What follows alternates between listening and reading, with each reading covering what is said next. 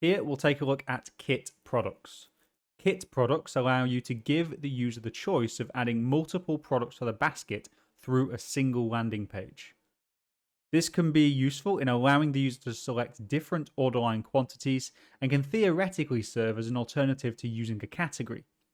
An example use case would be a product such as, let's say, an item of clothing, with the option to select multiple sizes and multiple colors in different quantities, and to see the stock of each size and color at a glance. When you're using a kit custom product, you will be creating one parent product, which is the kit custom product itself, and one or more child products that are linked to it. Firstly, we must ensure that the kit product is activated on our particular storefront. So we do this via the admin area settings. So here we just have a list of product types that are activated on our storefront. Make sure that you have kit selected and then click on save. Next, we'll create a new product as normal via our product management screen. If I just go into that screen and click add new up on the top right hand side, we'll add a new name for our product. So I'm just identifying this as the parent product for our kit. You can name this whatever you like. You don't need to have any specific text within the name of that product. And then we're just going to go to this product type drop down, click on custom. That releases another option for you to choose some of the, or between the custom products. And in there, I can select kit. And then I'll click create.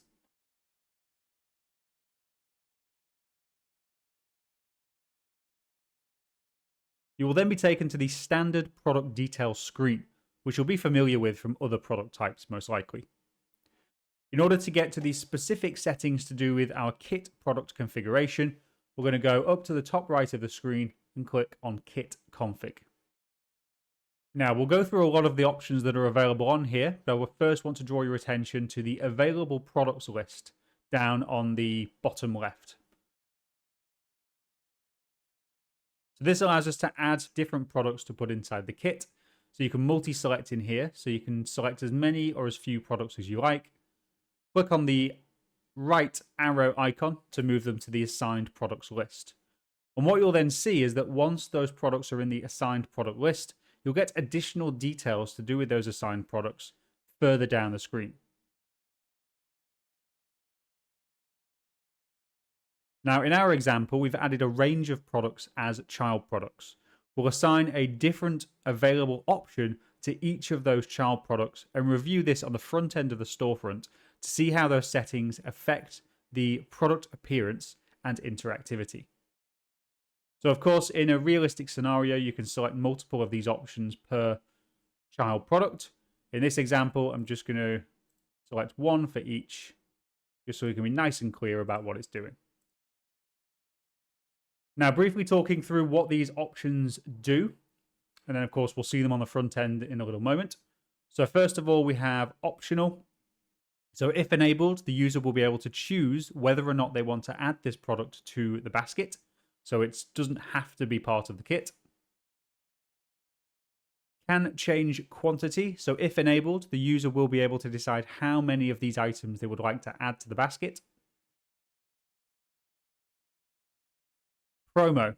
If enabled, this product will always appear before the products which do not have this enabled, regardless of the display order which has been specified. If you have multiple promo products, then they will all load first and will respect the display order of other promo products.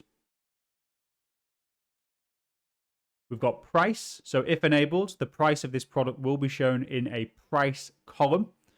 And you must note that this column is hidden if there are no products with this setting enabled. SKU. So if enabled, the SKU of the product will be shown in the SKU column. And again, that column will not be visible if none of the products have that option selected.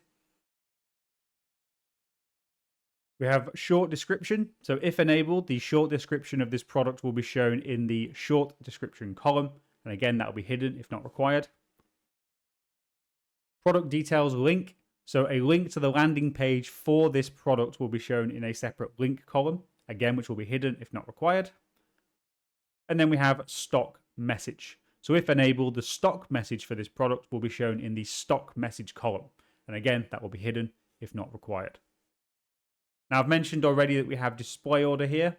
It isn't necessary to do this if you don't mind which order they're displayed, but it works the same as the display order everywhere else you've seen in Infigo. So the lower the number, the higher up the list it will appear. Okay, once that's all configured, go to the top and click Save, or Save and Continue Edit. Now, before we leave this page, I want to talk a little bit about grouping. It's useful to group order lines so that you can easily keep track of which products were added by a particular kit and what they were added alongside. You can accomplish this with the Enable Grouping option, which is here.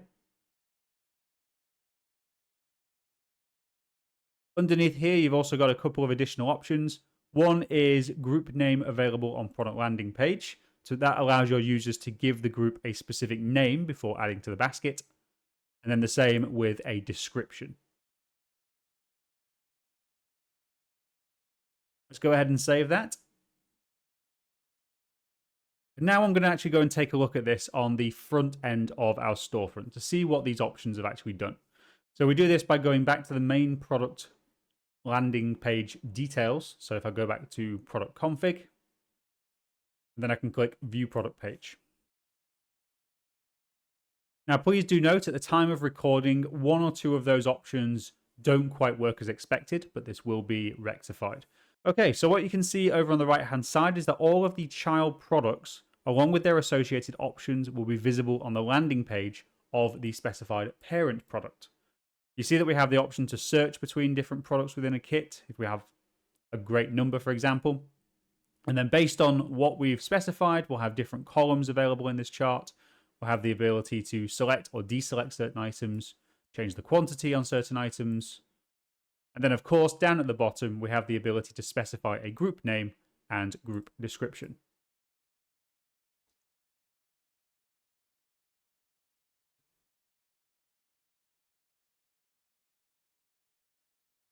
Once you're ready, go ahead and add this to basket. So with our grouping applied, all of these child products will be grouped underneath an entry of the parent product within our basket. If we want to see more details on what was included under this parent product as part of this kit, we can go ahead and click Expand. You'll also note on the parent level that we've got the name and description of the group, as well as a total of the items contained within it.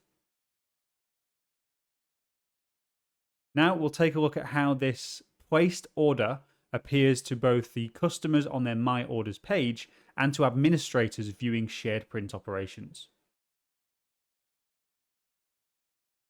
So that order's been placed. I'm now going to go as my customer to my My Orders page. So this is the page that the customer will be able to see, and then expand that particular order.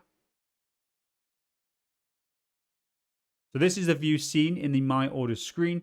Each child is listed independently. On the administrator side, each of the child products is listed as a separate job in shared print operations.